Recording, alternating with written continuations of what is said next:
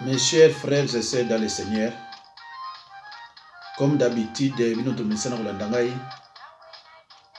bino mutoza ba abonné et pa na ngai. Nzambe apambola bino partout bozali. C'est vrai que naza na tango ba prière sikoyo na baninga mususu. Mais naza quand même na obligation ya kopesa bino information oyo boza nango besoin. Pamba te pays na biso eza sous occupation étrangère et que babitumba peti lelo ezosila te. Mes chers compatriotes, c'est triste pour moi et c'est triste aussi pour vous, mes chers compatriotes de la RDC. Janine Mabunda Lioko a été élue, sans surprise, présidente de l'Assemblée nationale mercredi 24 avril 2019. Chers compatriotes, elle était la seule candidate, première femme élue à ce poste en République démocratique du Congo. Mes chers frères et sœurs, ce qui est surprenant pour moi, peut-être aussi pour vous, est que sur 383 votants, Janine Makanda a recueilli 375 voix.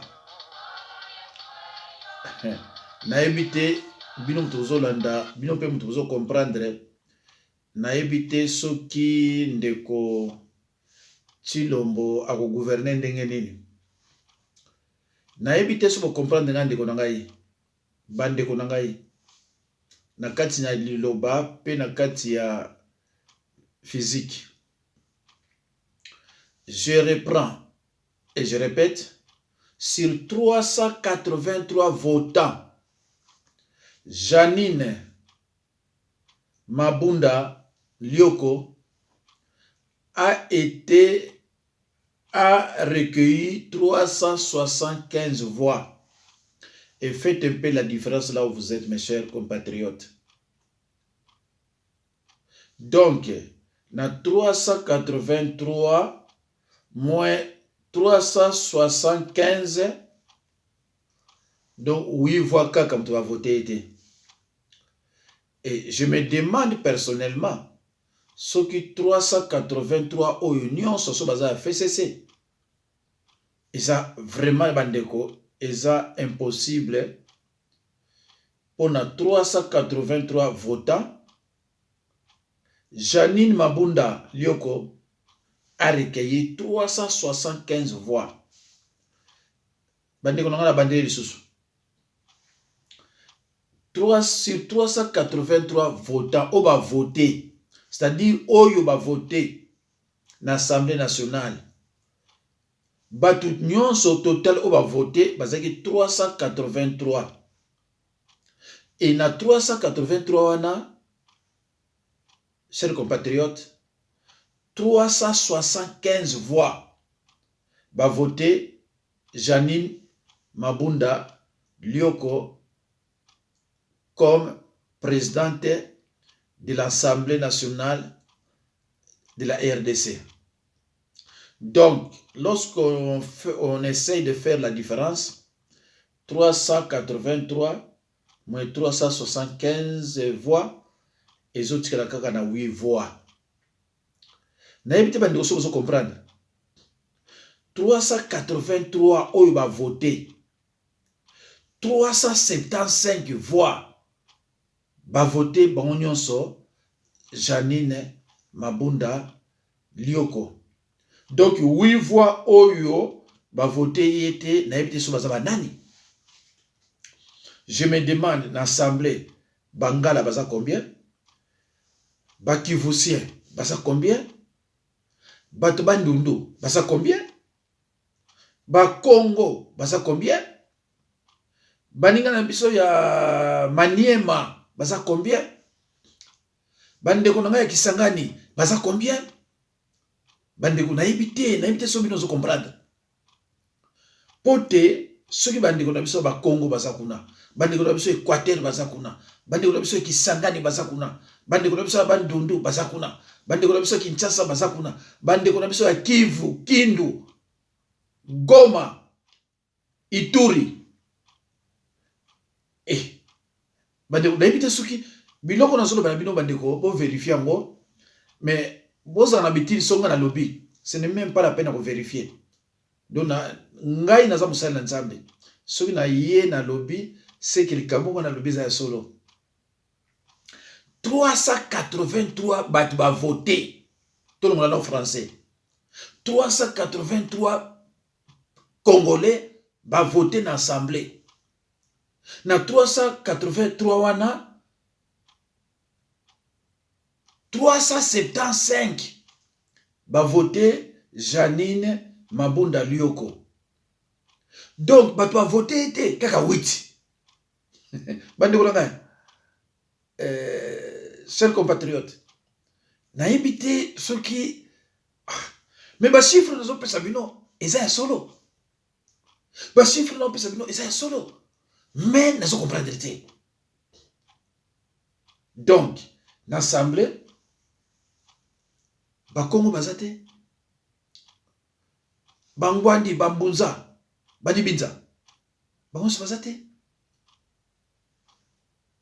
Balo Senge, so Balo Kele, so Banani, Baningana Biso Kisangani, Nabatu Biso Kivu. Mais, non, on doit comprendre les idées. Alors, qui est Janine Mabunda Lioko? Janine Mabunda Lioko a 54 ans. Alors, cette dame, la présidente de l'Assemblée nationale, elle sera secondée par Jean-Marc Kabound, à Kabound, de l'IDPS, l'Union pour la démocratie et le progrès social. L'Union pour la démocratie. Donc, il prend le fauteuil de premier vice-président de l'Assemblée. Donc,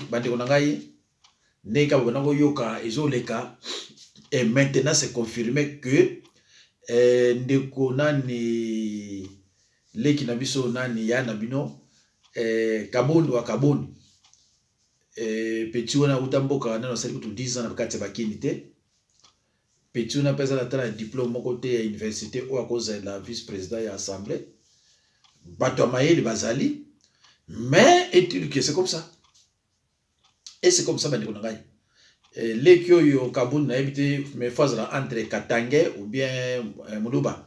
Soit za Muluba te za Katangé, soit za Katangé te za Muluba. Mais moi je n'ai pas vraiment de précision ya ni naye. Alors bandeko ils ont même passé. Donc na ebité ceux qui dit kamni to koloba. Donc FCC ceux qui tozoyoka nombre bato ba voté 375. Donc nazoye baté ndeko Félix président ya Baluba, un tricheur, un voleur de voix, un traître, un mendiant, je pèse mes mots, hein, en tant que Moussa Danzambe. Comment à diriger Mboka, FCC, Azali Kolo, premier vice-président Kabunda, Olubalikamouni. D'abord, un zappé maïlete. Bami tout nous soit qui va dans FCC. Et si koyo ba 375 na IDP 64 na batnyo 64 375 sur 383 Bande kotos na ça bande et tous à 2h25 2h du matin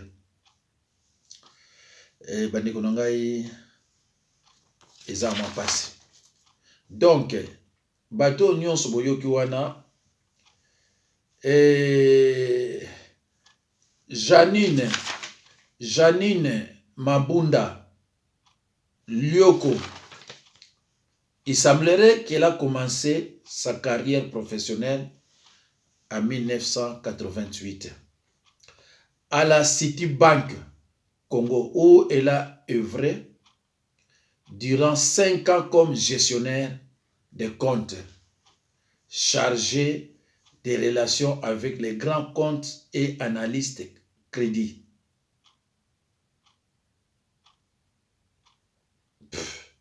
Ndeko Balobi, cette dame a commencé sa carrière professionnelle en 1988. Mais ndeko nanga na 1988 mboke so kufa kufa penza ko kufa. Mais mboke kufa ko kufa ya ko kufa. Wana kutu Mobutu kalate azoke na ye. Et bon ko sala Citibank ele onyo sala kuna.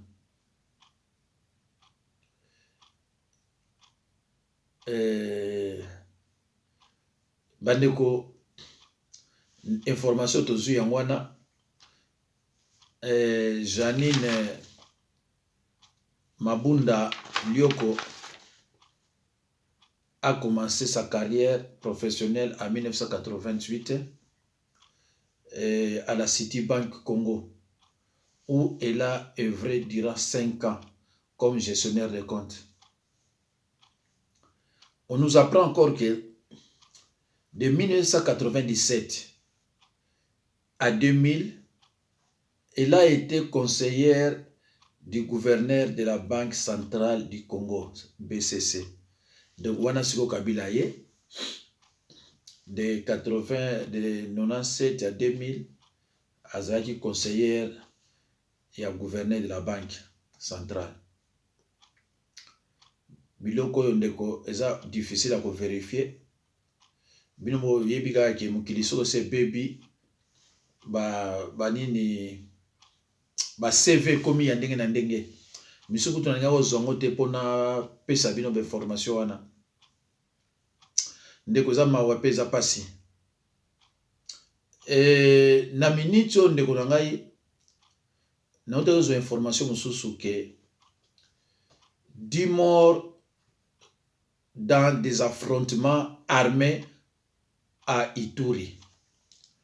Na Ituri kuna bande kuna ngai ba affrontement za kuna masasi ezo beta manani ya usakana te.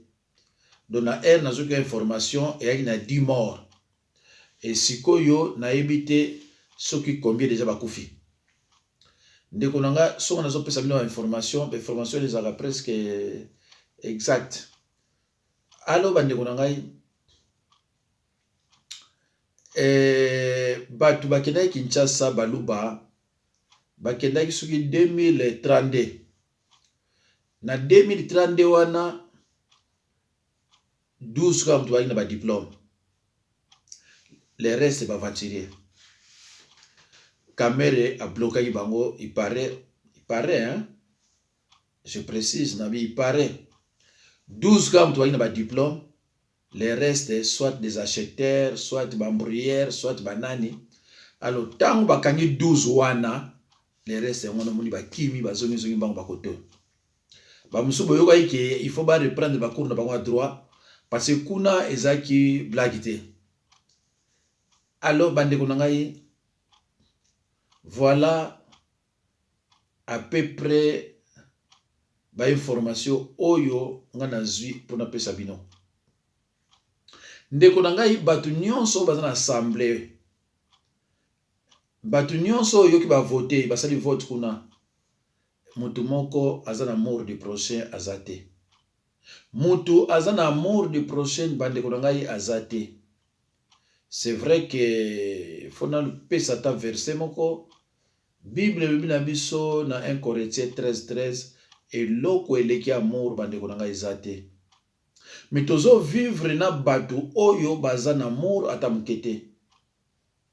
L'amour, c'est aimer. Aimer, c'est penser plus aux souffrances de l'autre. L'amour, c'est penser plus à l'autre qu'à soi-même. Mais bandeko, mboka ils ont dirigé na ba sorcier, na ba sataniste. Na banzi lobby, to lobby wana bo mona ba satem moko, ils ont parlé na bato bazo diriger biso mboka. Biso za basal na nzambe, il faut to yebisaka bino banani bazo diriger ba mboka na biso. Il faut to bana ko précisaka et pas na bino que mboka na biso eza dirigé soit na sorcier, soit na sataniste. Alors prochainement na ko yebisa bino soki mboka na biso depuis quand ezalaka géré na ba chrétien, ba musulman ou bien banani, ou bien ba sorcier, ou bien ba sataniste.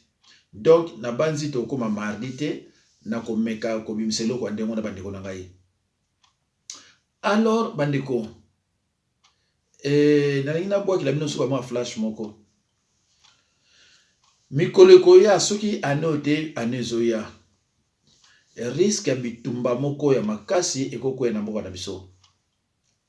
Mais batu oyo tilo moza na bango. Tango ba pesa ki ba document a signé. Basalaki sikoyo imitation ya signature ya Chilombo. Ba signé ba document mususu Chilombo tisiko ayebite ke ba document wana yemta signaki yango.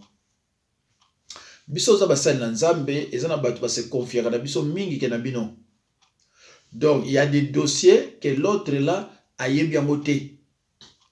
Mais azako risquer un jour ba bomaye so azate on va demander à caméra si réellement ya Chilombo ndeko Chilombo a signaki biloko wana. Alors soko moni ba Rwandais ba ko cha nani kuna Maradona Burundais caméra ndeko nanga eza mawapo bino ebele ba Congolais bozo comprendre rien bozo ba pe rien. Bozo comprendre eloko te bozo ba pe rien. Ce qui bozo komona ke batu wana bazolo ba ke les Bantous ne sont pas intelligents, ba yebi pourquoi baza ko loba yango bandeko nanga ye. Tomoni sataniste moko walesa na Kinshasa bino obenga ke musali na nzambe me pona nga sa sataniste. Na kozonga wana na lobela bino ba faux pasteur baluba na ebisa bino ki baluba koza la pasteur te. Bon moni sataniste mususu nani nani waso na 3 4e primaire nani mukuna abandi ko finga sataniste moninga na sataniste nani Walesa bango nyonso baza basali na nzambe te pa nanga bako discuter te. Walesa c'est un sataniste. Et pas y bango bakendeke. Et pas y bango bakendeke na réunion na bango. Ba monike avant 2 ans Chilombo ko kufa. Tango abimi, il y a des gens qui ne comprennent rien. Tango abimi, au lieu à l'obake, ils ont qui décidé na réunion biso te ya ko lobani on a te. Tango ko ya a memela bino na vision, prophétie, révélation. Alors que souvent biloko mamba lobaka eza ba divination, mais il y a une différence entre prophétie et divination. Ba révélation, divination, différence ya libande onangai. Alors tomoni ba sataniste mususu, batu mususu oyo mitu pesa ga neti ya bango, neti soki ba mwana mwa azaka soki ndenge neti ba baka ba mususu, ba bandi mbala moko ce sont des mendiants.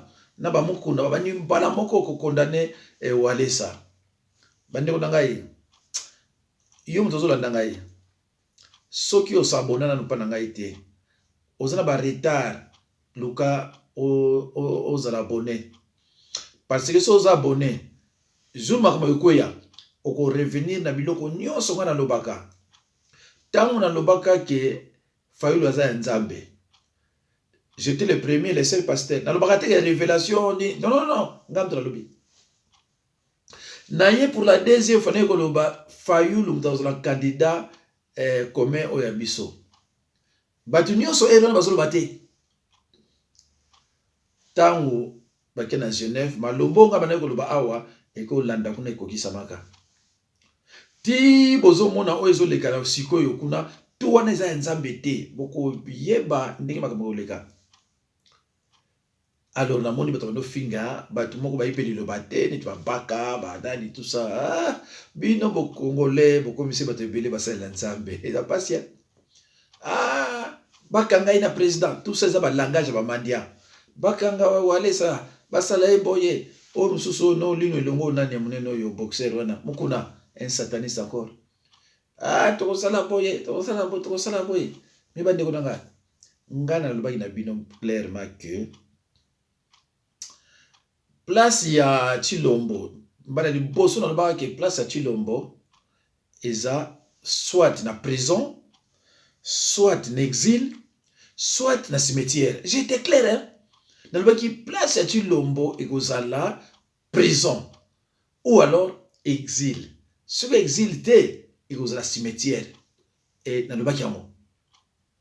Tomoni sikoyo babandi kotala ngai babandi koloba tomonaki moto nani wa picha lobi na uti Kinshasa mais kozala difficile pona akokisama asisa mandat 5 ans baluba bandi ko changer moto yo wale salobi namoni na 2 ans so kebite ba koboma ye oyo nzamba la kisinga ye bazo zonga bango nyonso le lobonga na lobaki alo bandi ko ngai eza mawa tango moto azo loba bien kaza sataniste bozo contre ye yo pourquoi so babo bande ko ngai bino makambo o ezo ya boyebi ata bukete omoni batino sur extérieur o basaka politique bazo loba tout ça wasa ba aventure et là moi ko changer ça te plan caché ezo ko continuer derrière Kabila ba mindele ba fandi bazawa wana communauté internationale bazo yebisa clairement que Salaboué so Salaboué mais communauté internationale ba yebi que Chilombo c'est un voleur de voix ba yebi que ba nommer pour ne intérêt boy na boy mes chers compatriotes moi mon souci peuple congolais aiba histoire mboka nazana bato bile ba benga nga mais papa pour ndeni boko sala ba livre te mais to sala ba livre ka boyete il fallait Fayoulou azwa poste to kitana kisasa to benga ya bambuta za bantu surtout ya ba Congo to sala ba livre bana ba histoire oyo biso place to sukeli o ba yebi na tawankala ba ko bimisa yango lelo yo histoire ba trafic yango ba chasi ko yo Lumumba héros national. OK, Lumumba tant ka savoir bandi ba comme indépendance, Lumumba était mineur. Allez parce que na ba sentiment ngo bomier ngo salier, allez bimisa ye héros national. Et pas si ndeko, et pas si pour na mboka na biso. Mais nga souci na ngeza laka, il faut moi na mboka aiba histoire pourquoi toza lelo boye. Et loko nini parce que mboka ezenge maboko na biso. Et loko nini esalaki ke lelo yo batwa no vivre boye biso tozo vivre na abonnement ba parents bana sa no TC7 biso no vivre na abonnement o ba benga ba coupon awa to bana okena ba bis scolaire Mobutu akuta ndenge wana Mobutu azu pouvoir akuti de 60 à 65 ba impayé ezalaka te impayé ko ezalaka te donc so azo ke musala bazo fute mboka so malupang sanke anuka ba corruption anuka biloko mosusu. Alors, bilo nyo so na foko yebisa ngo bato. Donc, soki nga na kuti mutu moko azo komisa Mobutu, ba Kabila ba tout ça, na mona aneti soki lika mususu. Ayebi histoire te na ba addict ko yebi. So na mutu komisa net ba nani ba Etienne Tshisekedi. Donc na yebi ko yebi histoire te. Parce que mutu yebi histoire net biso boko komisa ba tande wana te. To zabo ilelo pona bango. Bande ko ngai makambo ezo ya ekozala mawa mingi. Bamuso bazo reveke Kabila boy bandeko makambo koya na banzi boyoka ki eloko balobi ba musulman entre parenthèses na mboka na biso ndeko Chilombo ndeko wana so balobi ke bako boma ye c'est possible à bomaye pour ba signature au batie au ba imiter batie na ba dossier ya grave ce qui ti lomboisa en vie à moniango ah bah maintenant moi je vais pas signer alors ba sali nini ba zui sikoyo signature na ye ba to be imiter ba signature ba zebele ba zui ba document ba signer musu ba pesi pa ba to wana ona boy kotanga musu ba pesi kuna musu ba pesi ba gardien sikoyo yo nani Maradona Kamere il faut fanda na bureau wana pour ba fuite il faut yo ba document mosusu au signer à gauche allez et à droite président de la République onde basali parce que le col la caméra ça directeur du cabinet na ba document o basali imitation signature ya nani ya Chilombo bazwa pizza signature ya Kamere ko a signer place na umba yesu bazwi imitation signature ya ebité ba signer côté yo ngam esili siko soki liwa guerre côté na Kinshasa pour fa bomiye so ba bomiye na signature ya ba document officiel ekozala directeur du cabinet pe signature nezawana transmis au msusu pe mokonzi moko pe yepa signaki sikoyo bandeko nanga devant mundele boko wanga na te parce que vous avez reconnu l'autre là comme état congolais nani Kamere a signé abi oui to signaka boya ah oui wana Chilombo za susute bandeko nanga yi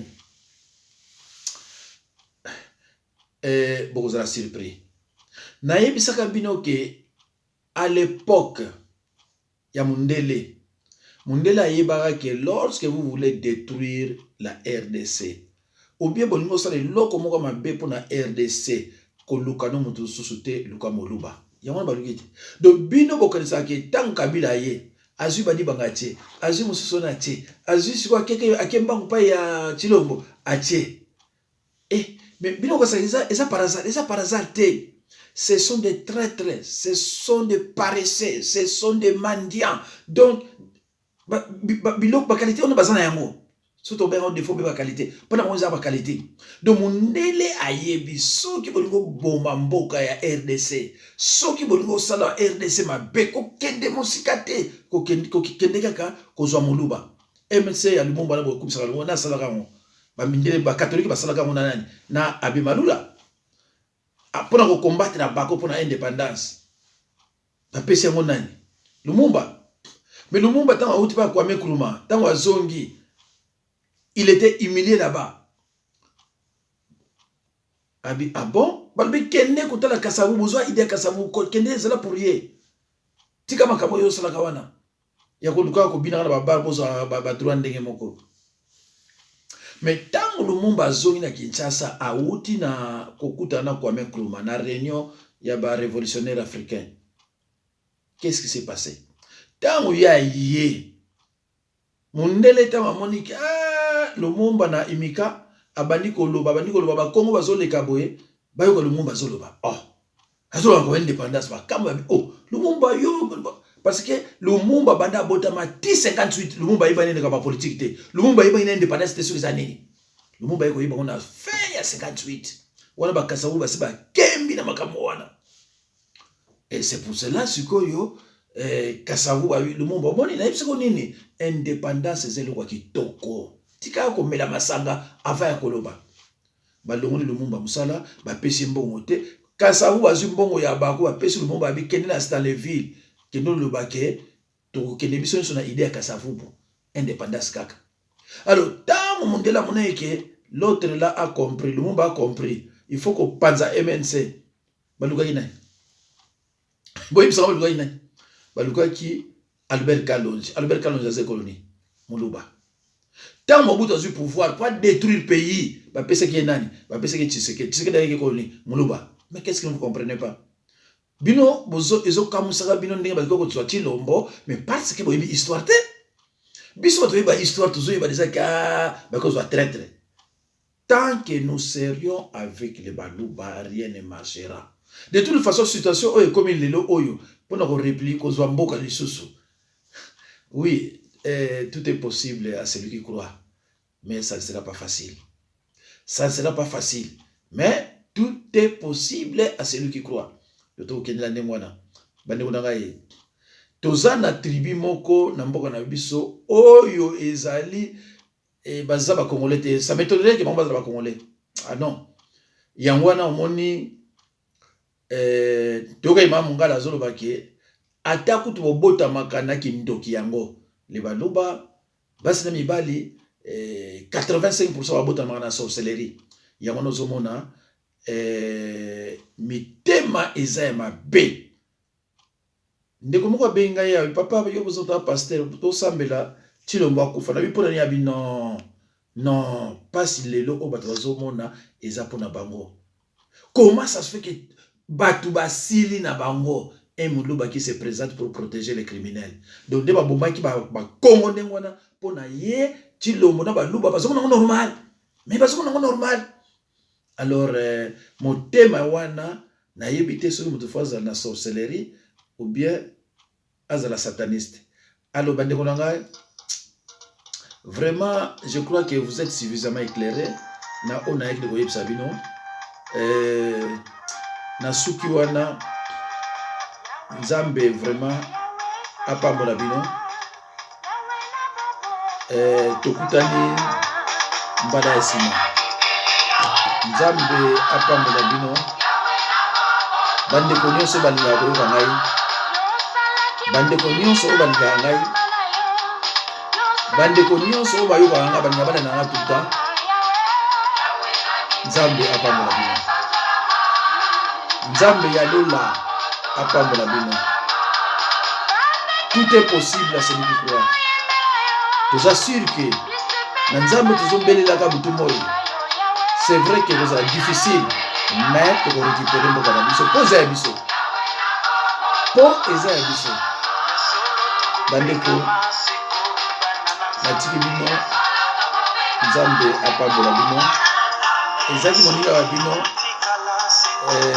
Pasteur, le révérend pasteur Jacques Dinabanza. Au revoir mes chers frères et sœurs.